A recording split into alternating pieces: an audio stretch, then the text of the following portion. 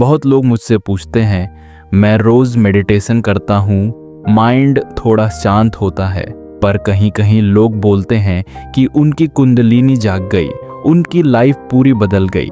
ये दोनों में फर्क क्या है? क्या हर मेडिटेशन आखिर में कुंडलिनी अवेकनिंग तक ले जाती है, या कुंडलिनी कोई बिल्कुल अलग चीज है? अगर आपके मन में भी ऐसे ही सवाल हैं, तो ये वीडियो खास आपके लिए है। आज हम नॉर्मल मेडिटेशन और कुंडलिनी अवेकनिंग के बीच का फर्क बहुत सरल भाषा में देखेंगे, बिना ओवर हाइप, बिना डर, सिर्फ क्लैरिटी। सबसे पहले बात करते हैं नॉर्मल मेडिटेशन की। जब आप साधारण सांस पर ध्यान देते हैं, बॉडी स्कैन करते हैं, कोई सिंपल मंत्रा दोहराते हैं या बस अवेयरनेस प्रैक्टिस करते हैं, तो ज़्यादातर केसेस में क्या होता है? सांस गहरी हो जाती है, नर्वस सिस्टम रिलैक्स होता है, हार्ट रेट थोड़ा कम होता है, माइंड के भीतर थॉट्स की स्पीड थोड़ी धीमी पड़ती है। आपको महसूस होता है अंदर थोड़ा स्पेस आ गया, मैं उतना रिएक्टिव नहीं रहा, स्ट्रेस थोड़ा कम लगा। कभी कभी हल्की बॉडी वार्मथ, हल्का सुन्नापन या आराम की नींद भी आती है। ये सब नॉर्मल मेडिटेशन के बहुत सुंदर, बहुत हेल्थी इफेक्ट्स हैं, लेकिन ये जरूरी नहीं कि हर ऐसा अनुभव कुंडलिनी जागरण ही हो। नॉर्मल मेडिटेशन ज़्यादातर माइंड और नर्वस सिस्टम को रेगुलेट करती है। आपकी थिंकिंग क्लियर होती है, भावनाएं धीरे धीरे प्रोसेस होती हैं, शरीर थोड़ा रिलीज करता है और आप रोज़मर्रा की ज़िंदगी ज़्यादा संभल कर जी पाते हैं। इसको हम कह सकते हैं टॉप डाउन काम, यानी माइंड शांत होता है तो बॉडी फॉलो करती है। ये खुद में बहुत वैल्यूएबल है। और अगर कोई व्यक्ति पूरी ज़िंदगी सिर्फ नॉर्मल मेडिटेशन भी करे, तो भी उसकी लाइफ बहुत बेहतर हो सकती है। अब सवाल ये है, फिर कुंडलिनी अवेकनिंग इससे अलग कैसे है? यहीं से वीडियो का असली हिस्सा शुरू होता है। अब मान लीजिए कोई व्यक्ति सिर्फ मन की शांति से आगे बढ़कर बहुत इंटेंस इनर एक्सपीरियंसेस फील करने लगा। सिर्फ काल्म नहीं, बल्कि बॉडी में बहुत स्ट्रॉन्ग सेंसेशंस। उदाहरण के लिए रीढ़ के अलोंग करंट जैसा फ्लो या हीट उठना, स्पाइन के बेस से ऊपर की ओर लहरें महसूस होना, अचानक बॉडी अपने आप कुछ मूवमेंट्स करने लगे, जैसे हाथ उठना, स्पाइन हिलना, कुछ आसन या मुद्रा अपने आप बनने लगे। कई लोग लाइट्स, कलर्स, खुलती बंद होती आंखों में इनर विजुअल्स देखते हैं। किसी को अचानक बहुत तेज ब्लिस आती है, किसी को अचानक बहुत डीप डर या इमोशनल ब्रेकडाउन। कभी कभी आइडेंटिटी लेवल पर भी असर, मैं कौन हूँ? ये सवाल इतना इंटेंस हो जाता है कि पुरानी जिंदगी अजनबी लगने लगती है। ये सब एक्सपीरियंसेस हर किसी को नहीं होते, और हर ऐसे एक्सपीरियंस को भी कुंडलिनी कह देना सही नहीं। लेकिन बहुत सारे पारंपरिक वर्णनों में कुंडलिनी अवेकनिंग यही दिशा दिखाती है। सिर्फ माइंड शांत नहीं होता, बल्कि लाइफ एनर्जी खुद गहरी तरह से हिलती है, जागती है, ऊपर उठती है। ये प्रोसेस न सिर्फ थॉट्स, बल्कि हैबिट्स, रिलेशनशिप्स, डिजायर्स, फियर्स, जड़ तक जाकर चेंज ला सकती है। नॉर्मल मेडिटेशन आपको ज़्यादा फंक्शनल, बैलेंस्ड इंसान बनाती है। कुंडलिनी अवेकनिंग कभी कभी आपको पूरी तरह अंदर से रिवायर करने का प्रोसेस शुरू कर देती है। इसीलिए ये इतनी पावरफुल भी है, और गलत तरीके से हो तो उतनी ही खतरनाक भी।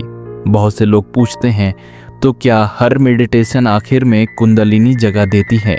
जवाब है, ज़्यादातर लोगों के लिए सिंपल मेडिटेशन से सीधा ड्रामेटिक कुंडलिनी ब्लास्ट नहीं होता। हाँ, धीरे धीरे अगर आप गहरी साधना करते रहें, जीवन साफ करते रहें, शरीर, ब्रेथ, माइंड तैयार करें, तो एक सटल अवेकनिंग समय के साथ हो सकती है। लेकिन हर हल्की वार्मथ, हर झुनझुनी, हर प्यारा सपना कुंडलिनी नहीं है। अब अगला नेचुरल सवाल, फिर सच में कुंडलिनी कब शुरू होती है? मैं कैसे पहचानूं कि मेरे साथ क्या हो रहा है?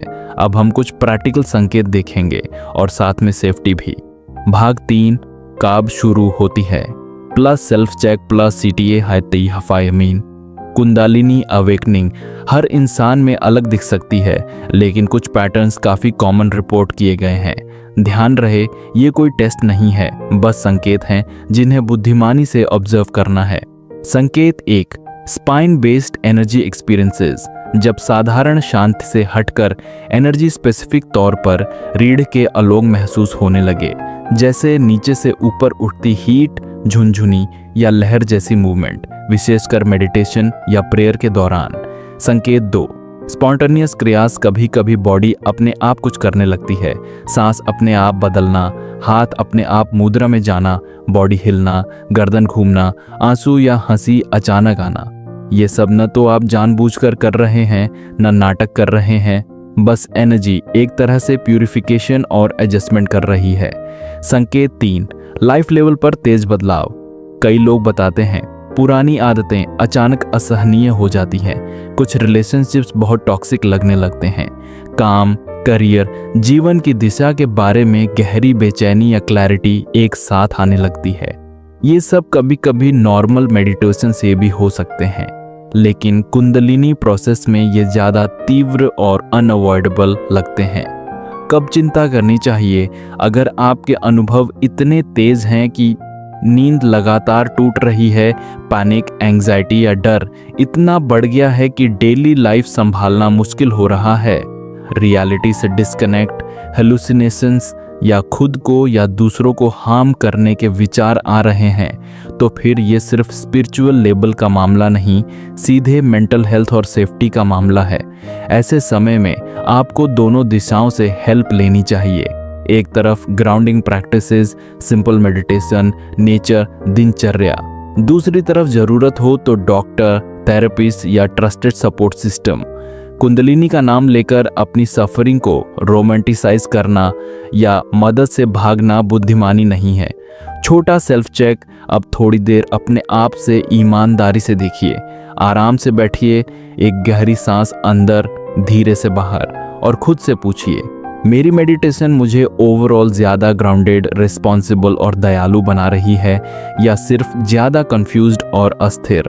जो भी अनुभव हो रहे हैं, क्या मैं उन्हें थोड़ी दूरी से देख पा रहा हूँ या मैं हर सेंसेशन को मैं बहुत स्पेशल हूँ के लेबल से पकड़ रहा हूँ? मुझे अभी सबसे ज़्यादा किस चीज़ की ज़रूरत है, और ज़्यादा तीव्र एक्सपीरियंसेस की या थोड़ी ज़्यादा ग्राउंडिंग, रेस्ट और सहारा की?